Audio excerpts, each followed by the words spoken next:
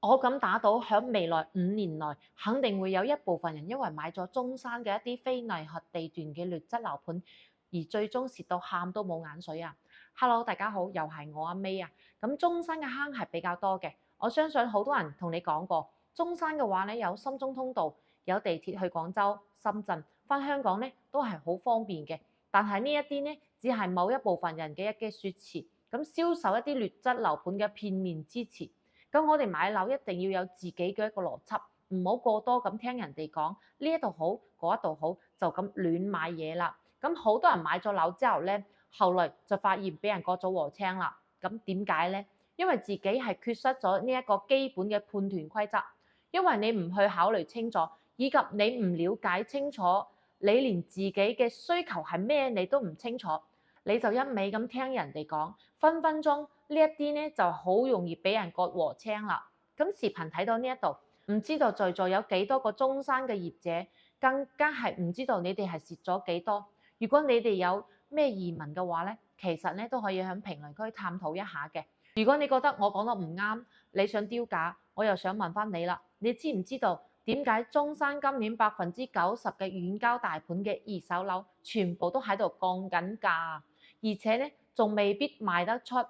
咁另外咧，仲有一啲成熟配套嘅優質教育資源好嘅地段好嘅，依然係賣得咁好咧，仲要賣得咁貴。其實背後嘅原因係好簡單嘅。我講出嚟嘅話咧，可能真係會得罪好多業主同埋中介。咁首先第一點咧就係中山今年嘅二手庫存量已經係連續8個月喺度增長啦。咁目前嘅話咧已經係超過6萬套啦。咁呢個數據咧係好誇張嘅。而且咧，呢啲咧都係一啲比較偏遠嘅地方。咁接落嚟呢2年內咧，仲有2萬套左右嘅新樓即將係交付嘅。咁呢一個講明咗咩呢？其實好簡單啦，中山嘅二手樓只會越嚟越多人。咁人口嘅話咧，亦係冇明顯嘅上升。如果你屋企買落咗一啲比較偏遠嘅位置，或者係周邊都係工廠嘅，而且咧都係多見樹木少見人，不但止呢周邊乜配套都冇。冇教育資源啦，咁呢一啲地方嘅話咧，以後邊個嚟接盤咧？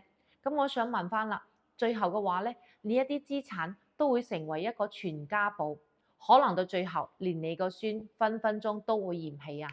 咁第二點咧就係未來5年內，中山嘅樓價咧係唔可能再出現一個普漲嘅。咁今時今日為止咧，仲有好多業主咧將手頭上嘅劣質資產咧都係唔肯放手嘅。咁都係幻想住過多2年啦，可能會有一個升值空間。咁每次我聽到人哋咁樣講嘅時候咧，我都係一笑而過嘅。咁中山嘅樓市已經到咗一個兩極分化，非常之嚴重，亦即係講優質嘅資產係唔憂賣，劣質嘅資產係冇人買。咁目前嘅話咧，中山嘅配套嘅話都係集中喺市區呢一邊，資源方面相對嚟講咧都係比較緊張嘅，都係好多人去追捧嘅。所以一定要選擇一啲內核嘅地段，以及配套成熟嘅一個區域。另外咧，大家一定要記住一個話，唔好因為佢平就好似執到寶咁。平係因為佢個價值唔高。咁講句唔好聽嘅，好似中山有一啲樓盤，周邊幾公里範圍內咧係乜都冇嘅，而且咧仲係近垃圾站、高鐵站、高架橋呢一啲。咁你買翻嚟之後咧，就等於買咗一個劣質產品啦。以後想甩手，或者係想換屋，除咗血歸，你冇第二條路選擇啦。特別係外地嘅朋友，對中山唔熟悉，又怕踩坑，我建議你一定要學習，否則嘅話咧，分分鐘會買錯樓。2年蝕首期一啲都唔奇怪。我已經將中山24個地區嘅一啲發展，以及佢個規則，以及全中山所有新樓盤嘅優點，以及佢嘅缺點都整理出嚟啦，都係我自己去實地考察出嚟嘅。如果邊個朋友想了解嘅咧，可以 WhatsApp 我，了解嘅話咧會更加全面。好啦，呢一期內容咧就講到呢一度。